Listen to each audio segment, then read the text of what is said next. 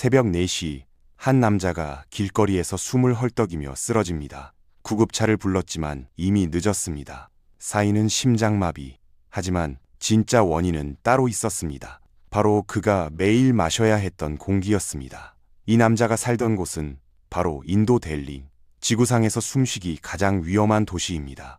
오늘은 여러분께 상상조차 하기 힘든 델리의 공기 이야기를 들려드리겠습니다. 한국에서는 미세먼지 수치가 100을 넘으면 난리가 납니다. 학교는 휴교령을 내리고 뉴스는 온통 미세먼지 특보로 도배가 되죠. 그런데 델리에서는 어떨까요? 놀랍게도 이곳 사람들은 200 정도면 오늘 날씨 괜찮네요 라고 말합니다. 농담이 아닙니다. 실제로 델리 주재 한국 외교관이 했던 말이죠. 미세먼지 수치 260을 보고 오늘 참 청명하다고 감탄했다고 하니까요. 도대체 델리의 공기는 평소에 얼마나 끔찍하길래 260이 좋은 날씨가 되는 걸까요?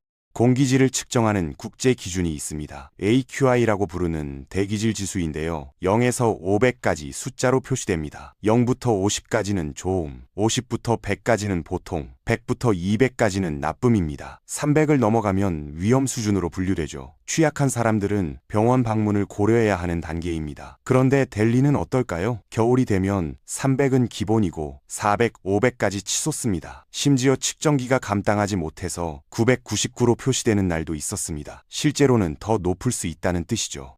스위스의 IQ에어라는 회사가 있습니다. 원래는 공기청정기를 만들던 회사였는데 지금은 전 세계의 대기질을 실시간으로 모니터링하는 서비스를 제공합니다. 이 회사가 매년 발표하는 대기질 보고서를 보면 정말 충격적입니다. 작년 기준으로 세계에서 공기가 가장 나쁜 도시 10곳 중에서 델리 주변 도시들이 무려 6곳이나 차지했거든요. 1위부터 10위까지 순위를 보면 델리, 뉴델리, 델리 근교 도시들이 줄줄이 이름을 올렸습니다. 마치 델리가 오염된 공기올림픽에서 금메달을 싹쓸이한 것 같은 상황이죠. 더 놀라운 사실은 이게 올해만의 문제가 아니라는 점입니다. 매년 겨울마다 똑같은 일이 반복됩니다. 외신들은 매년 비슷한 제목의 기사를 쏟아냅니다. 델리, 또다시 세계 최악의 공기질 기록, 델리 주민들, 독가스 속에서 생활, 이런 식이죠. 한두 해도 아니고 10년 넘게 계속되는 상황입니다. 그럼에도 나아지지 않고 있습니다. 아니, 어떤 면에서는 더 악화되고 있다는 분석도 나옵니다. 한 연구 결과를 보면 가슴이 답답해집니다. 델리 주민들은 이 오염된 공기 때문에 평균 수명이 8년 이상 짧아진다고 합니다. 8년이라는 시간이 어떤 의미인지 생각해보세요. 한 아이가 태어나서 초등학교를 졸업할 때까지의 시간입니다. 그 소중한 시간을 공기 때문에 잃는 겁니다. CNN은 9년이라고 보도했고 다른 연구들은 10년까지도 이야기합니다. 숫자는 조금씩 다르지만 결론은 하나입니다. 델리에서 숨 쉬는 것 자체가 생명을 갉아먹고 있다는 사실이죠. 그렇다면 델리 정부는 손 놓고 있을까요? 아닙니다. 나름대로 노력은 합니다. 특정 수치 이상 올라가면 공사를 중단시키고 학교를 쉬게 하고 공무원들은 재택근무를 시킵니다. 심지어 측정소 주변에 물을 뿌려서 수치를 낮추려는 시도도 합니다. 하지만 이런 조치들은 근본적인 해결책이 아닙니다. 그저 우리가 뭔가 하고 있다는 걸 보여주기 위한 제스처에 가깝죠. 실제로 공기가 좋아지는 건 아니니까요. 가장 이해하기 힘든 부분은 이겁니다. 델리는 인도의 수도입니다. 대통령이 살고 국회가 있고 정부 기관들이 모여 있는 곳이죠. 보통 수도라면 그 나라에서 가장 좋은 환경을 갖춰야 하지 않을까요? 하지만 델리는 정반대입니다. 수도가 세계에서 가장 오염된 도시 축에 속한다는 게 말이 됩니까? 이건 마치 병원 안이 가장 더러운 것과 같은 역설입니다. 계절별로 보면 패턴이 명확합니다. 11월부터 공기가 나빠지기 시작해서 1월에 최악의 상태가 됩니다. 7월부터 9월까지는 몬순 기간이라 비가 많이 와서 그나마 괜찮습니다. 비가 공기를 씻어주거든요. AQI 수치가 50 아래로 내려가기도 합니다. 하지만 비가 그치고 겨울이 오면 지옥이 시작됩니다.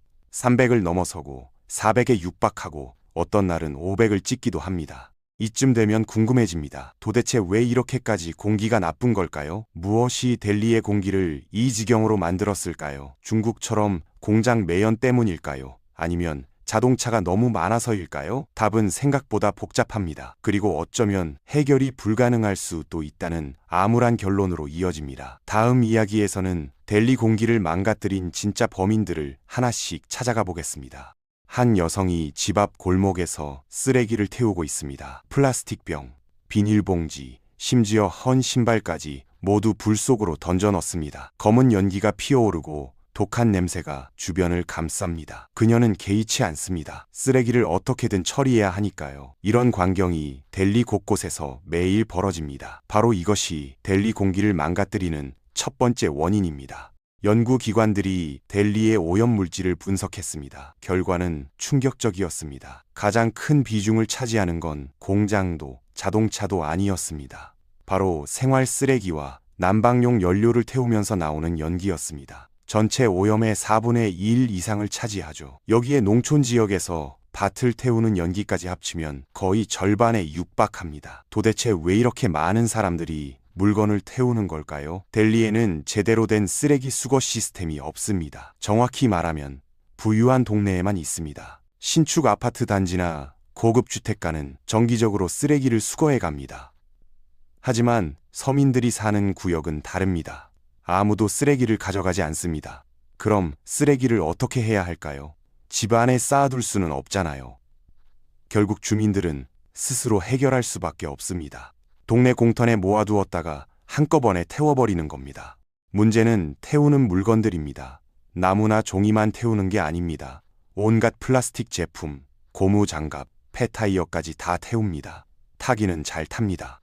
하지만 불완전 연소되면서 엄청난 양의 유독 가스를 내뿜죠. 이 연기가 하늘로 올라가 델리 상공을 뒤덮습니다. 심지어 부유층도 예외가 아닙니다. 큰 집에 사는 사람들도 마당에서 쓰레기를 태웁니다. 그게 더 편하니까요. 수거 비용도 안 들고 기다릴 필요도 없습니다. 더 심각한 건 쓰레기산입니다. 델리 외곽에 가지푸르라는 지역이 있습니다. 여기에는 어마어마한 쓰레기 더미가 쌓여 있습니다. 높이가 60m가 넘습니다. 아파트 20층 높이와 맞먹습니다.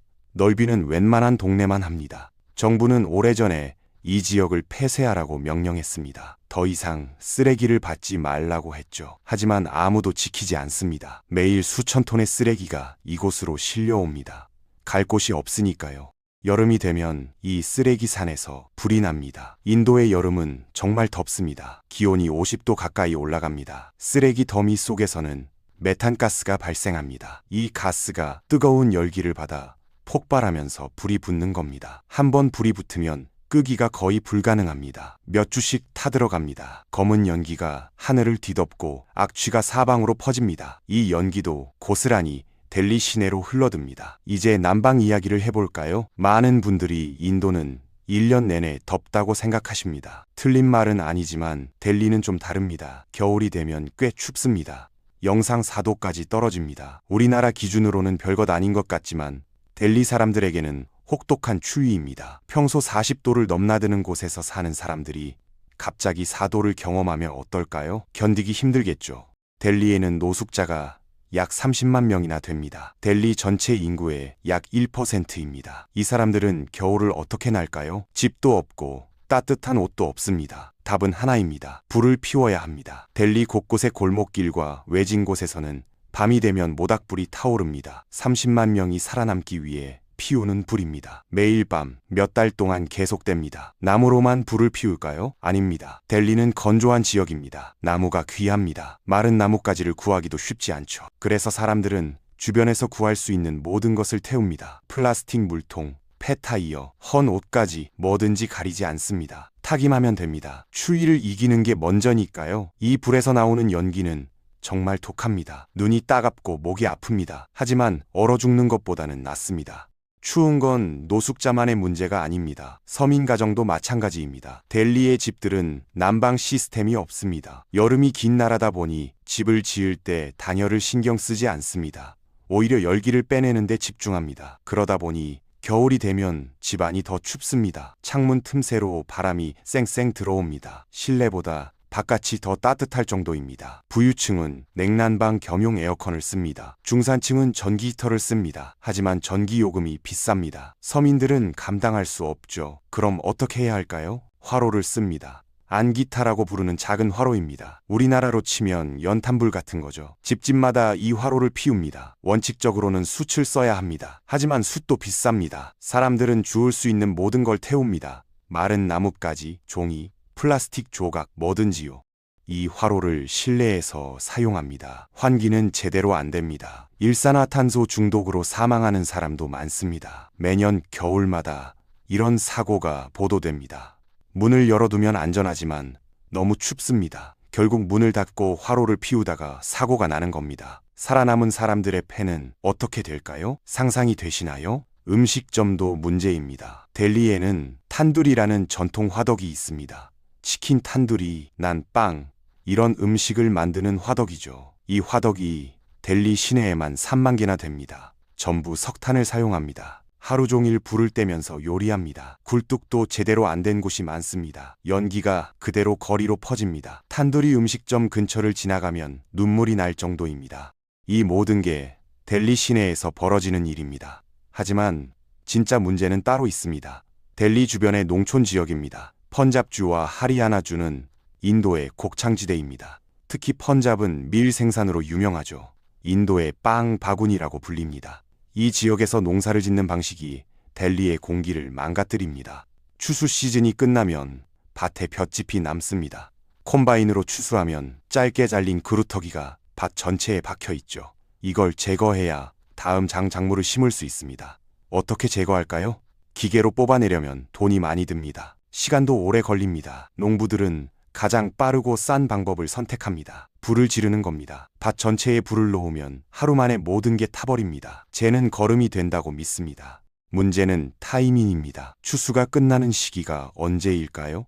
바로 10월 말에서 11월 초입니다. 델리의 공기가 나빠지기 시작하는 때와 정확히 일치합니다. 수십만 헥타르의 농지에서 동시에 불이 타오릅니다. 엄청난 양의 연기가 발생합니다. 이 연기가 어디로 갈까요? 바람을 타고 델리로 몰려옵니다. 델리는 분지입니다. 주변보다 낮은 곳에 위치해 있습니다. 사방에서 오는 연기가 델리에 모입니다. 게다가 겨울철 델리는 바람이 거의 없습니다. 대기가 정체되어 있죠. 들어온 연기는 빠져나가지 못합니다. 계속 쌓이기만 합니다. 11월부터 시작된 오염이 1월까지 점점 심해지는 이유입니다. 정부도 이 문제를 알고 있습니다. 농부들에게 밭을 태우지 말라고 경고합니다. 벌금을 물린다고 협박도 합니다. 하지만 소용없습니다. 농부들은 계속 불을 놓습니다. 단속할 인력도 부족하고 설령 단속해도 벌금을 내지 않습니다. 가난한 농부들에게 벌금을 어떻게 받아낼까요? 결국 매년 똑같은 일이 반복됩니다. 이 모든 오염원의 공통점이 뭘까요? 바로 개인의 생존과 직결되어 있다는 점입니다. 쓰레기를 태우는 것도, 화로를 피우는 것도,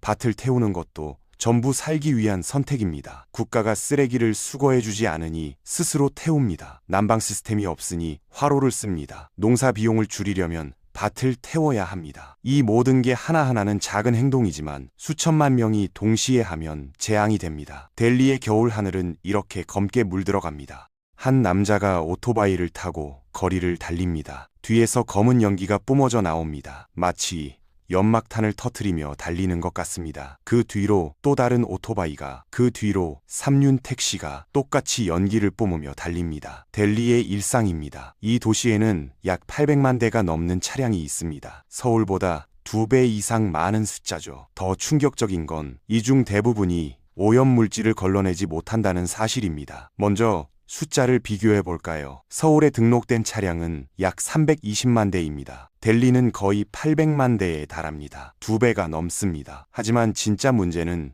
차량의 종류에 있습니다. 서울의 320만 대는 거의 전부 승용차나 트럭입니다. 반면 델리의 800만 대 중에서 승용차는 210만 대 정도밖에 안 됩니다. 나머지 약 590만 대는 뭘까요? 오토바이와 3륜 택시입니다. 오토바이가 왜 문제일까요? 배기량이 작으니까 오염도 적지 않을까요? 천만의 말씀입니다. 오토바이는 승용차보다 훨씬 더 많은 오염물질을 배출합니다. 필터 시스템이 거의 없기 때문입니다. 작은 엔진에 제대로 된 배기 정화 장치를 달기가 어렵습니다. 그러다 보니 불완전 연소된 가스가 그대로 나옵니다. 오토바이 한 대가 내뿜는 오염물질이 승용차 몇 대분에 해당한다는 연구 결과도 있습니다. 3륜 택시는 더 심각합니다. 오토릭샤라 부르는 이 차량은 델리의 상징입니다. 저렴한 가격에 좁은 골목까지 들어갈 수 있어서 서민들의 발 역할을 합니다. 문제는 대부분이 낡은 디젤 엔진을 쓴다는 점입니다. 이 엔진들은 검은 매연을 뿜어냅니다. 3륜 택시가 지나가면 뒤따르는 사람들이 기침을 합니다. 그만큼 연기가 독하다는 뜻이죠. 최근에는 전기 3륜 택시도 늘어나고 있습니다. 델리 정부가 보조금을 주면서 전함을 유도하고 있거든요. 하지만 배터리 문제가 있습니다. 우리가 생각하는 현대식 리튬 배터리가 아닙니다. 옛날 자동차에 쓰던 납축전지를 씁니다. 크기도 크고 무겁고 효율도 떨어집니다. 그래도 연기를 안 뿜으니까 전기 차량이 나은 건 사실입니다. 자, 이제 더 큰 문제를 이야기해 볼까요? 델리에는 상업용 차량이 약 45만 대나 있습니다. 트럭, 버스, 화물차 같은 대형 차량들이죠. 이 차량들은 당연히 배출가스 검사를 받아야 합니다. 법으로 정해져 있습니다. 근데 검사소가 몇 곳이나 될까요? 딱 한 곳입니다. 45만 대의 차량을 검사소 한 곳에서 담당합니다. 말이 됩니까? 계산을 해보면 황당합니다. 1년에 4, 5만 대를 검사하려면 하루에 1000대 이상을 처리해야 합니다. 한 대당 검사 시간을 아무리 짧게 잡아도 불가능한 숫자입니다. 결과는 뻔합니다. 대부분의 차량이 검사를 받지 않습니다. 받는다 해도 제대로 된 검사가 아닙니다. 그냥 서류상으로만 통과시키는 경우가 많죠. 이런 차량들이 델리 거리를 달리며 매연을 뿜어냅니다. 규제가 없었던 건 아닙니다. 델리도 배출가스 기준이 있습니다. 심지어 유럽 기준과 똑같은 수준입니다. 바라트 스테이지 6라고 불리는 이 기준은 유로6와 동일합니다. 세계에서 가장 엄격한 기준 중 하나죠. 이 기준은 몇 년 전부터 적용되기 시작했습니다. 새로 나오는 차는 전부 이 기준을 맞춰야 합니다. 문제는 옛날 차들입니다. 기준이 생기기 전에 나온 차량이 전체의 70% 이상입니다. 이 차들은 아무런 규제 없이 만들어졌습니다. 배기가스 정화 장치가 제대로 달려있지 않습니다. 연료 품질도 낮았던 시절에 만들어진 차들이라 더 많은 오염물질을 냅니다. 이 차량들이 아직도 거리를 달립니다. 정부도 손 놓고 있지는 않습니다. 디젤차는 10년, 휘발유차는 15년이 넘으면 폐차시키겠다고 발표했습니다. 실제로 몇 년 전에 노후 차량 약 14만을 강제로 폐차시켰습니다. 선거가 있었기 때문이죠. 정치인들은 선거 전에 뭔가 했다는 걸 보여줘야 합니다. 하지만 선거가 끝나면 다시 원래대로 돌아갑니다. 단속도 느슨해지고 폐차도 중단됩니다. 게다가 매년 새로운 차가 계속 늘어납니다. 1년에 약 65만 대씩 증가합니다. 하루로 계산하면 약 1800대입니다. 매일 1800대의 새 차가 델리 도로에 나옵니다. 14만 대를 폐차시켜봤자 1년도 안 돼서 더 많은 차가 생깁니다. 근본적인 해결이 안 되는 이유입니다. 연료 품질도 문제입니다. 인도는 석유가 많이 납니다. 그래서 휘발유와 경유 가격이 비교적 쌉니다. 하지만 정제 기술이 떨어집니다. 불순물이 많이 섞여 있죠. 이 연료를 태우면 더 많은 오염물질이 나옵니다. 좋은 엔진에 나쁜 연료를 넣으면 결과는 뻔합니다. 아무리 배출가스 기준을 맞춰도 소용이 없습니다. 이제 가장 이해하기 어려운 오염원을 이야기해 볼까요? 바로 2차 입자입니다. 전체 오염의 30%를 차지하는 이 물질은 정말 신기합니다. 처음부터 존재하는 게 아니기 때문입니다. 공기 중에서 갑자기 만들어집니다. 마치 마법처럼요. 설명하자면 이렇습니다. 차량이나 공장, 쓰레기를 태울 때 질소산화물과 황산화물이라는 가스가 나옵니다. 이 가스들은 눈에 보이지 않습니다. 공기 중에 떠다니는 분자 상태죠. 여기에 암모니아 같은 다른 물질이 만납니다. 그냥 만나기만 해서는 아무 일도 안 일어납니다. 특정 조건이 필요합니다. 햇빛, 온도, 습도 이런 것들이 딱 맞아떨어져야 합니다. 조건이 맞으면 화학 반응이 일어납니다. 가스 상태였던 물질들이 갑자기 고체 알게니로 변합니다. 이게 바로 2차 입자입니다. 눈에 보이지 않던 오염물질이 갑자기 미세먼지가 되는 겁니다. 정말 신기하죠? 아침에는 공기가 맑았는데 오후가 되면 갑자기 뿌옇게 변하는 이유가 바로 이겁니다. 델리는 2차 입자가 만들어지기 최적의 조건을 갖췄습니다. 원료가 넘쳐납니다. 차량 배기가스, 쓰레기 소각 연기, 농지에서 타오르는 불, 여기서 나오는 질소산화물과 황산화물이 엄청납니다. 암모니아도 많습니다. 가축 분뇨, 비료, 생활 하수에서 암모니아가 발생합니다. 이 모든 게 공기 중에 떠다닙니다. 날씨도 딱 맞습니다. 겨울철 델리는 대기가 정체됩니다. 바람이 거의 불지 않습니다. 오염물질들이 한 곳에 갇혀서 계속 농축됩니다. 농도가 높아지면 화학 반응이 더 잘 일어납니다. 낮에는 햇빛이 반응을 촉진시킵니다. 밤에는 온도가 떨어지면서 또 다른 반응이 일어납니다. 24시간 내내 2차 입자가 만들어지는 겁니다. 더 큰 문제는 이걸 막을 방법이 없다는 점입니다. 자동차 배기가스는 막을 수 있습니다. 필터를 달면 되니까요. 쓰레기 소각도 금지할 수 있습니다. 하지만 2차 입자는 어떻게 막을까요? 공기 중에 화학 반응을 막을 수는 없잖아요. 원료 물질 자체를 줄이는 수밖에 없습니다. 그런데 그게 가능할까요? 차량을 줄이고 쓰레기 소각을 중단하고 밭 태우기를 금지해야 합니다. 전부 다 해야 합니다. 하나만 해서는 소용없습니다. 2차 입자는 여러 오염원이 결합해서 만들어지기 때문입니다. 이게 바로 델리 문제가 해결되지 않는 가장 큰 이유입니다. 모든 걸 동시에 해결해야 하는데 하나도 제대로 해결하지 못하고 있으니까요. 결국 델리 상공에는 거대한 화학 실험실이 펼쳐집니다. 수천만 명이 내뿜는 오염물질이 재료가 되고 델리의 기후가 실험 조건이 되고 그 결과물이 2차 입자입니다. 이 입자들이 하늘을 뒤덮으면서 델리는 점점 더 숨쉬기 힘든 도시가 되어갑니다. 차량도 문제고 2차 입자도 문제인데 이 모든 게 서로 얽혀 있어서 하나만 해결해서는 아무 소용이 없다는 게 델리의 비극입니다.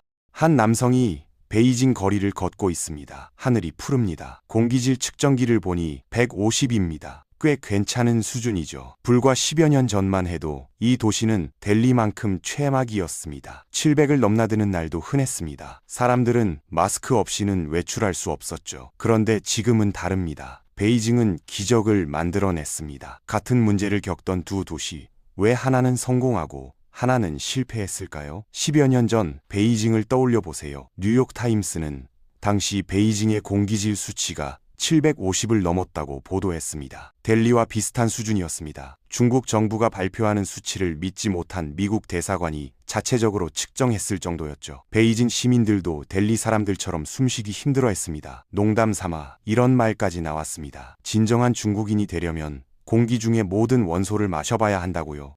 그런 베이징이 변했습니다. 최근 통계를 보면 놀랍습니다. 미세먼지 수치가 계속 떨어지고 있습니다. 10여 년 전과 비교하면 절반 이하로 줄었습니다. 어떤 날은 서울보다 공기가 좋을 때도 있습니다. 실제로 최근 측정치를 보면 베이징이 149, 서울이 168이었던 날도 있었습니다. 반면 델리는 여전히 300을 넘나듭니다. 도대체 베이징은 어떻게 이런 변화를 만들어냈을까요? 답은 단순했습니다. 국가가 결정하고 모든 게 그대로 실행됐습니다. 베이징 수도권의 모든 석탄 발전소를 폐쇄했습니다. 단계적으로가 아니라 일괄적으로 문을 닫았습니다. 수십 개의 발전소가 동시에 멈췄습니다. 그 자리에 천연가스 발전소가 들어섰습니다. 5년도 안 걸렸습니다. 난방용 석탄 사용도 금지됐습니다. 가정마다 쓰던 석탄 보일러를 전부 가스 보일러로 교체했습니다.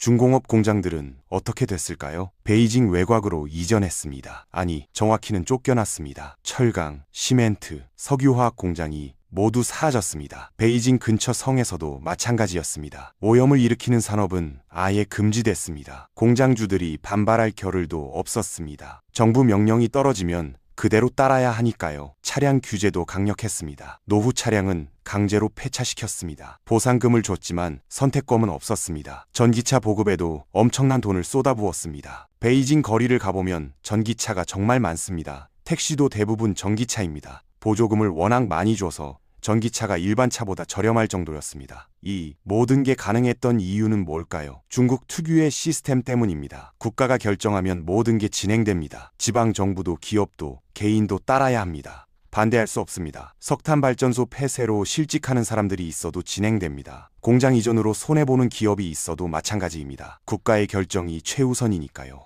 델리는 정반대입니다. 국가가 결정해도 실행되지 않습니다. 왜일까요? 인도는 민주주의 국가입니다. 세계에서 가장 큰 민주주의 국가죠. 모든 결정에는 협의가 필요합니다. 중앙정부, 주정부, 지방자치단체, 이해관계자들이 모두 동의해야 합니다. 하나라도 반대하면 진행이 멈춥니다. 예를 들어 볼까요? 델리 정부가 밭 태우기를 금지하려 합니다. 하지만 밭이 있는 곳은 델리가 아닙니다. 펀잡주와 하리아나주입니다. 이 주들은 별개의 정부를 가지고 있습니다. 델리 정부가 아무리 원해도 다른 주를 통제할 수 없습니다. 펀잡주 정부에 협조를 요청할 수밖에 없죠. 펀잡주 정부는 뭐라고 할까요? 우리 농부들을 왜 괴롭히느냐고 반발합니다. 농사를 지으려면 밭을 태워야 한다고 주장합니다.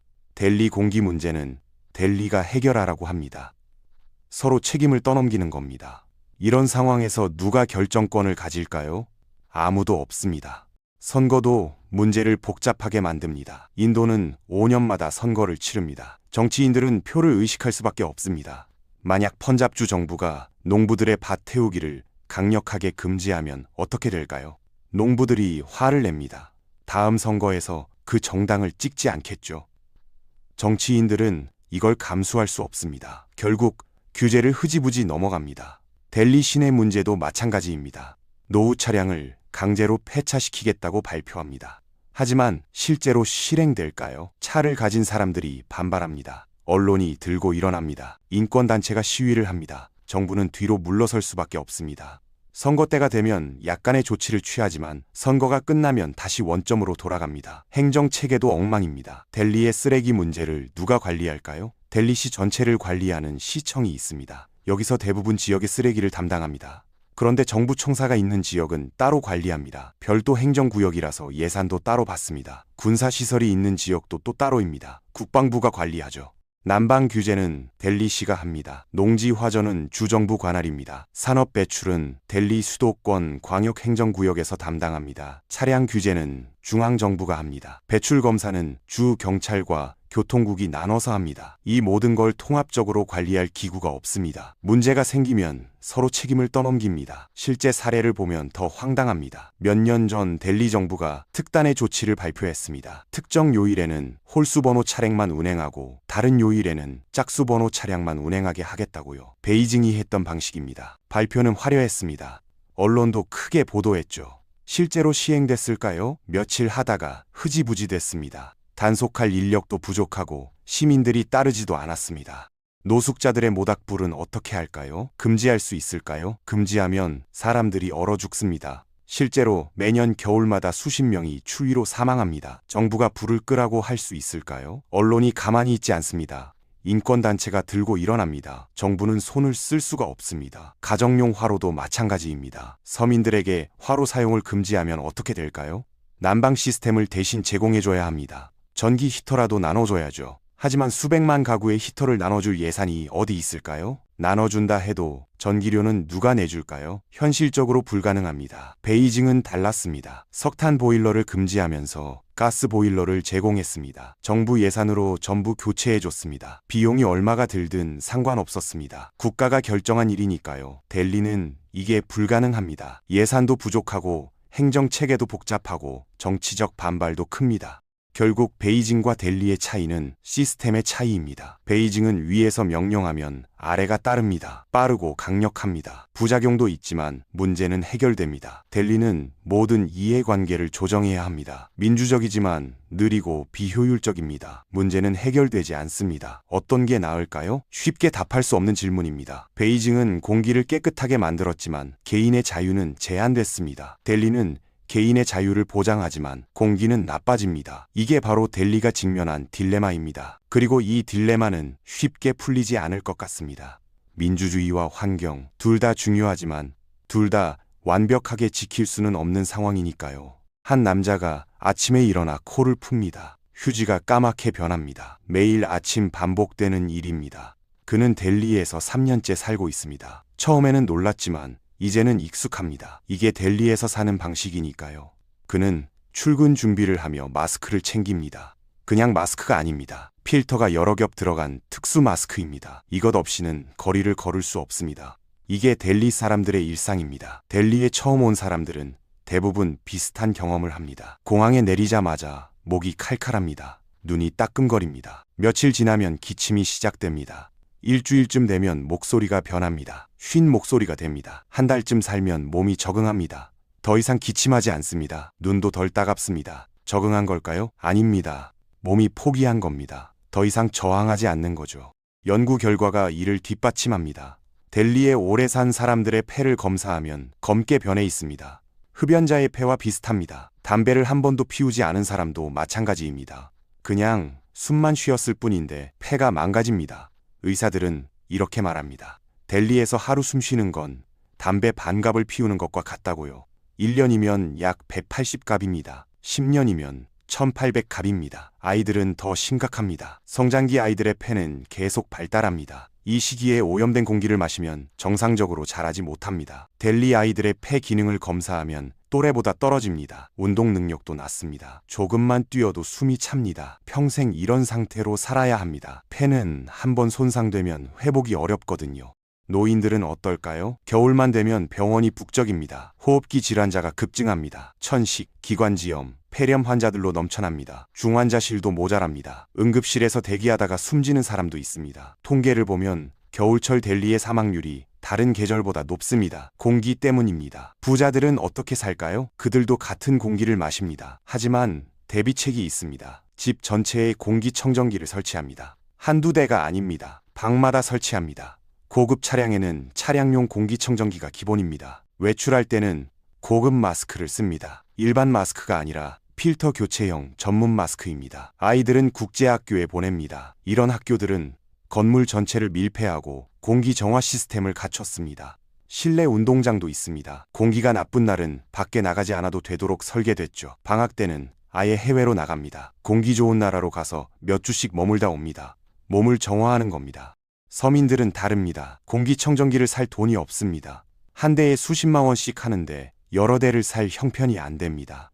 필터 교체 비용도 만만치 않습니다. 마스크도 제대로 된 걸 쓸 수 없습니다. 값싼 일회용 마스크를 씁니다. 효과는 미미합니다. 아이들도 동네 학교에 보냅니다. 공기 정화 시스템 같은 건 없습니다. 운동장에서 뛰어놀아야 합니다. 오염된 공기 속에서요. 직업도 문제입니다. 부자들은 사무실에서 일합니다. 냉난방이 되고 공기청정기가 돌아갑니다. 서민들은 거리에서 일합니다. 배달기사, 택시 운전사, 노점상, 건설 노동자, 이런 사람들은 하루 종일 밖에 있습니다. 오염된 공기를 온종일 마십니다. 마스크를 쓰고 일할 수도 없습니다. 숨이 차서 일을 못하니까요. 이런 상황에서 정부는 뭘 할까요? 겨울마다 비슷한 발표를 합니다. 학교 휴교, 공사 중단, 재택근무 권고, 이런 조치들입니다. 하지만 실효성이 없습니다. 학교를 쉬어도 아이들은 집에만 있을 수 없습니다. 밖에 나가 놉니다. 공사를 중단해도 불법 공사는 계속됩니다.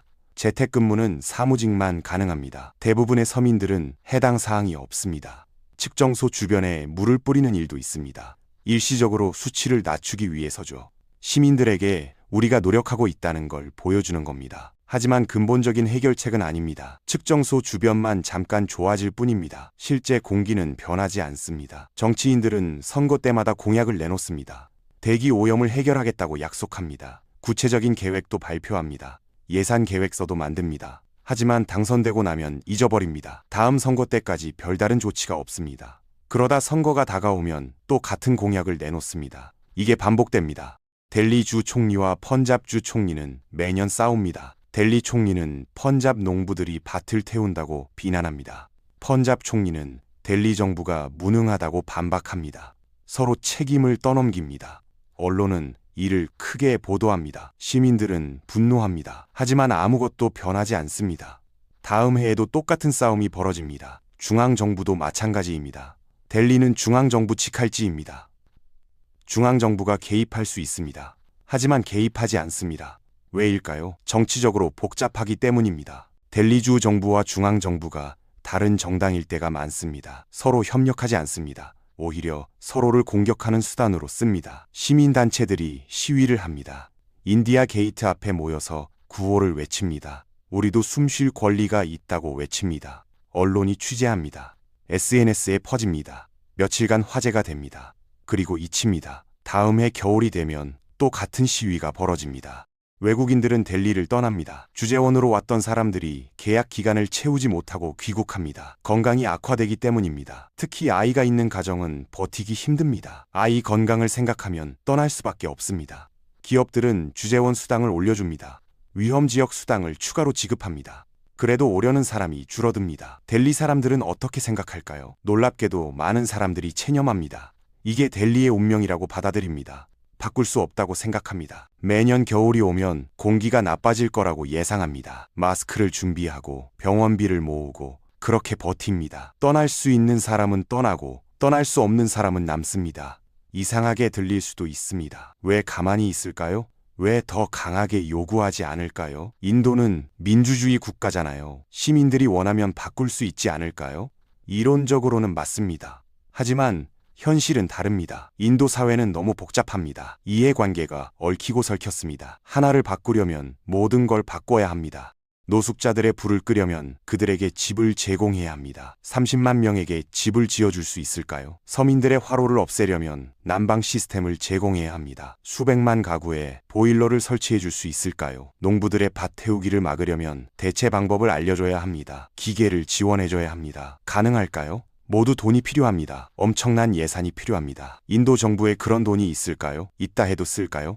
다른 급한 일도 많습니다. 가난, 교육, 인프라, 우선순위를 매기면 대기 오염이 최우선일까요? 어려운 질문입니다. 결국 델리의 대기 오염은 단순히 환경 문제가 아닙니다. 가난의 문제입니다. 시스템의 문제입니다. 사회 구조의 문제입니다. 이 모든 게 해결되지 않는 한 공기는 나아지지 않을 겁니다. 그리고 이 모든 걸 해결하는 건 거의 불가능에 가깝습니다. 이게 델리가 직면한 냉혹한 현실입니다. 한 젊은 여성이 델리 거리를 걷고 있습니다. 손에는 플래카드가 들려 있습니다. 우리에게도 깨끗한 공기를 달라고 적혀 있죠. 그녀 혼자가 아닙니다. 수백 명의 시민들이 함께 걷고 있습니다. 언론은 관심이 없습니다. 정치인들도 무시합니다. 하지만 그녀는 계속 걷습니다.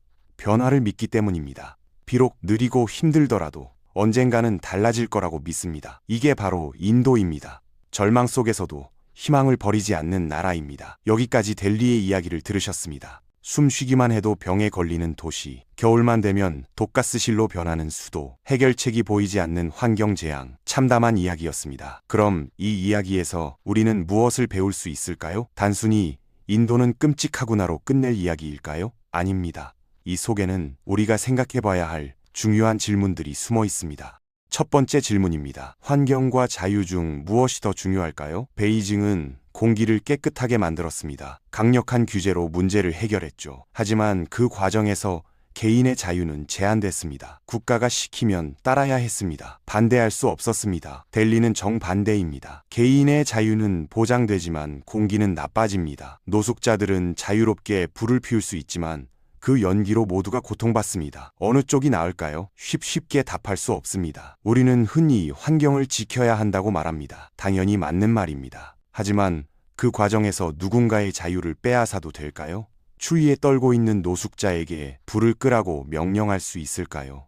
가난한 농부에게 밭을 태우지 말라고 강제할 수 있을까요? 대안을 제시하지 않고요. 베이징 방식이 효율적인 건 사실입니다. 빠르게 문제를 해결했으니까요. 하지만 모든 나라가 베이징처럼 할 수 있을까요? 아니, 해야 할까요? 델리가 보여주는 건 다른 가치입니다. 느리고 비효율적이지만 개인의 목소리가 존중받는 사회입니다. 완벽하지 않지만 자유로운 사회입니다. 두 번째 질문입니다. 경제 성장과 환경 보호는 양립할 수 있을까요? 인도는 지금 빠르게 성장하고 있습니다. 매년 수백만 명이 가난에서 벗어납니다. 중산층이 늘어나고 소비가 증가하고 경제가 발전합니다. 하지만 그 과정에서 환경이 희생됩니다. 더 많은 차량, 더 많은 공장, 더 많은 쓰레기, 이 모든 게 성장의 부산물입니다. 인도에게 성장을 멈추라고 할 수 있을까요? 선진국들은 이미 발전했습니다. 환경을 오염시키며 불을 쌓았습니다. 이제 와서 개발도상국에게 환경을 지키라고요. 공정할까요? 인도 사람들은 이렇게 반문합니다. 당신들은 오염시키며 부자가 됐는데 왜 우리는 안 되나요? 어려운 질문입니다. 환경은 전 지구적 문제입니다. 인도의 오염이 인도에만 영향을 주는 게 아닙니다. 하지만 인도의 가난도 현실입니다. 수억 명이 아직도 어렵게 삽니다. 이들에게 환경을 위해 가난을 감수하라고 말할 수 있을까요? 세 번째 질문입니다. 개인의 작은 행동이 모여 재앙이 되는 상황을 어떻게 해결할까요? 델리의 문제는 거대한 공장이나 발전소 때문이 아닙니다. 수천만 명의 작은 행동 때문입니다. 쓰레기 한 봉지 태우기, 화로 하나 피우기, 밭 하나 태우기, 하나하나는 작습니다. 하지만 모이면 재앙이 됩니다. 이걸 어떻게 막을까요? 개개인을 통제할 수는 없습니다. 인도는 14억 명이 사는 나라입니다. 모두를 감시하고 단속할 수 없습니다. 교육이 답일까요? 사람들에게 환경의 중요성을 알려주면 스스로 바뀔까요? 이상적으로는 그래야 합니다. 하지만 현실은 다릅니다. 당장 추우면 불을 피워야 합니다. 내일 환경이 나빠질지는 나중 문제입니다. 그럼 델리는 영원히 이 상태로 남을까요? 희망은 없을까요? 완전히 절망적이지는 않습니다. 작은 변화들이 일어나고 있습니다. 전기 3륜 택시가 늘어나고 있습니다. 젊은 세대는 환경에 더 관심이 많습니다.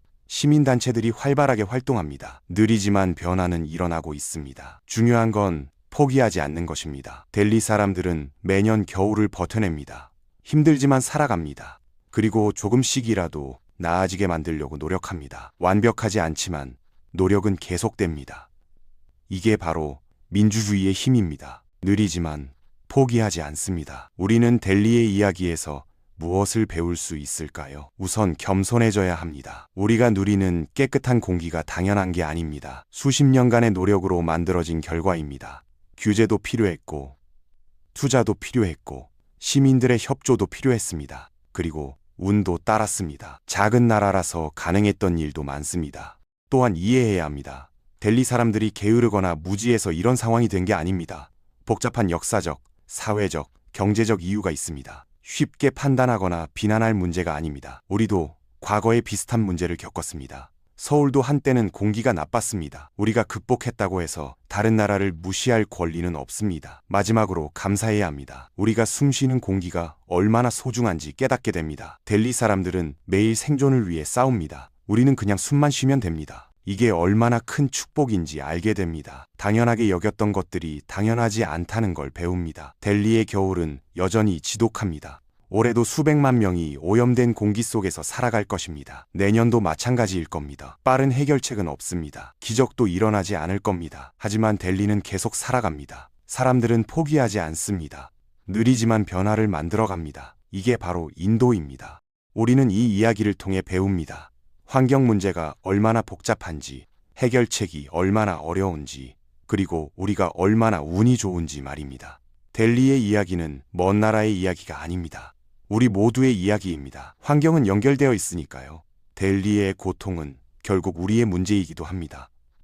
오늘 이야기가 도움이 되셨다면 구독과 좋아요 부탁드립니다. 여러분의 관심이 더 좋은 콘텐츠를 만드는 힘이 됩니다. 세상의 다양한 이야기를 계속 전해드리겠습니다. 함께 배우고 성장하는 채널이 되겠습니다. 다음에 또 만나요. 감사합니다.